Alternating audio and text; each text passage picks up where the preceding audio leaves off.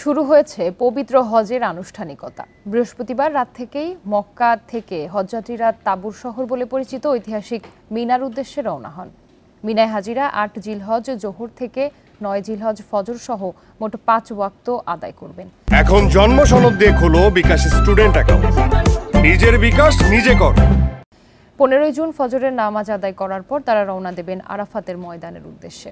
সেখানে দুপুরে হজের খুতবা শুনবেন তারা।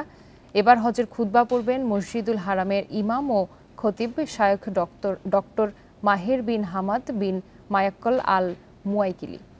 একই সঙ্গে মসজিদের নামিরাতেও নামাজ পড়াবেন তিনি। এক আজানে জোহর ও আসরের নামাজ শেষে সূর্যাস্তের পর হজযাত্রীর আরাফাতের ময়দান ত্যাগ করে যাত্রা করবেন মুজদালিফার পথে। সেখানে আবার তারা এক আজানে আদায় করবেন মাগরিব ও ইশার নামাজ। এ রাতে মুজদালিফায় তারা খোলা আকাশের নিচে অবস্থান করবেন।